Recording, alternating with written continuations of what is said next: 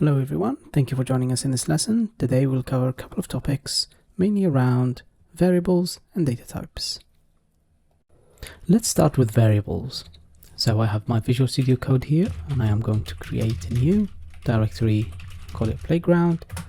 We'll use this project to experiment with our fundamental concepts. So this is the main.rs. It holds a simple hello world program right now. Let's change this and start talking about the variables.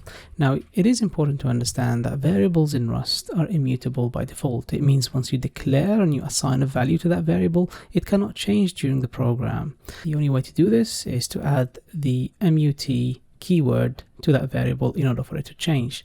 But let's see here what we mean by this couple of sentences that we just talked about. So if I declare a variable now called variable1 and give it a primitive value of 30, okay, and I just go ahead and println that.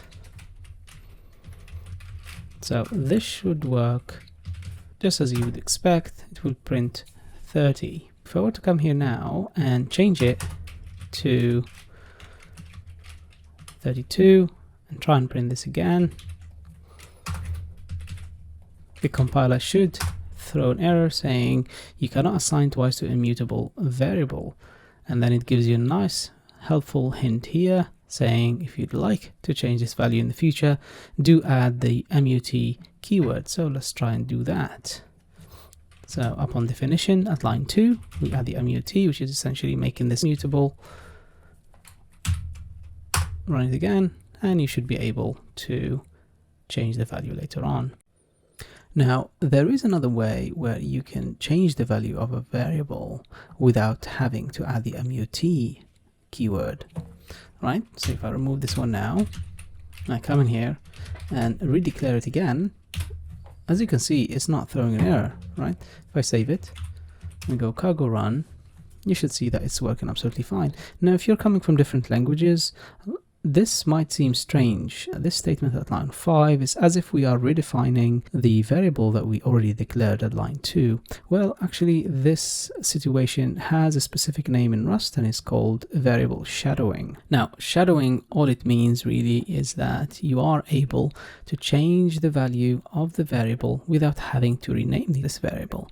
And it gives you a lot of flexibility because you're not constrained by the initial type that you've declared at line 2. You can in fact come in here and redeclare this as string, and it would still work. Okay, so if I now run that, there you go. So the first one is an integer, and the second value that was assigned is string.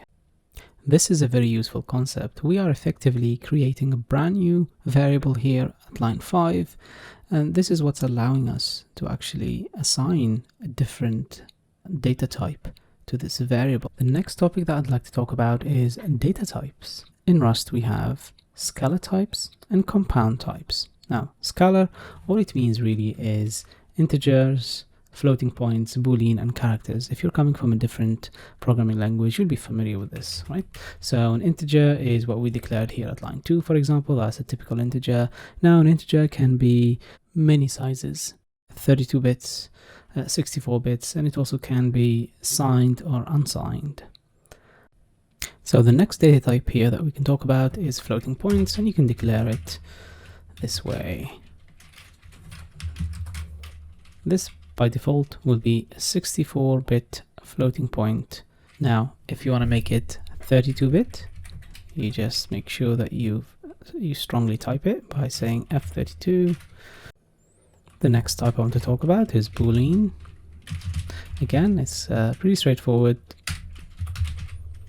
It takes two values, either true or false. You can, of course, statically type it by using the bool keyword. The final scalar type I want to talk about here is characters. So Rust has a character data type, and it allows you to declare a 4-byte variable that holds one character. This has the benefit of supporting multiple languages, such as simplified Chinese and other more complex non-ASCII languages. Now let's try and put all of this together and print all of these variables that we've just created.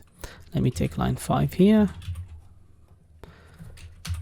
and try and print everything into one line. So I've already got var1. Let's put another placeholder here and another one for boolean and another one for the character data types. And let's try and print this. So I've got a v here, I've got a condition here, and the character data types. Save that. Cargo run. There you go. The final data type that I want to talk about is what we call compound types, and these are formed by the tuple type and the array type. Now, the arrays, you're probably familiar with that already if you're coming from a different language.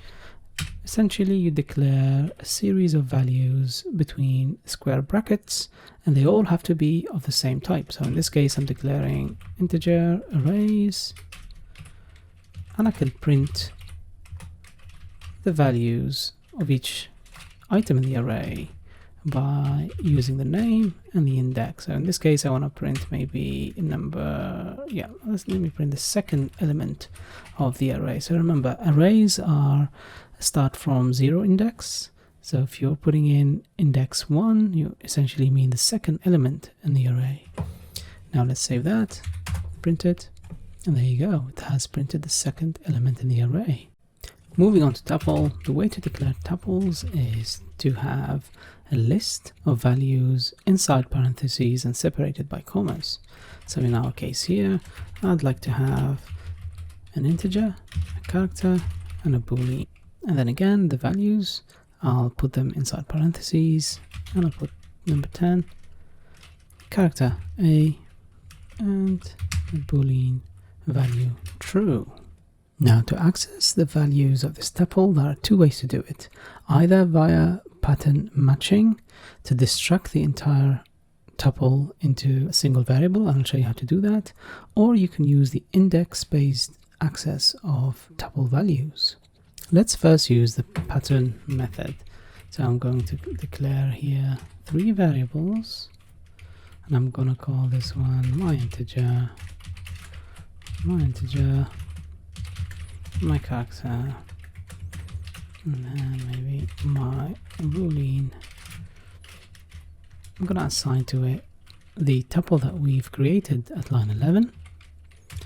So what we've done here is essentially destructed this tuple into these individual variables, and the way to access them now is using the println.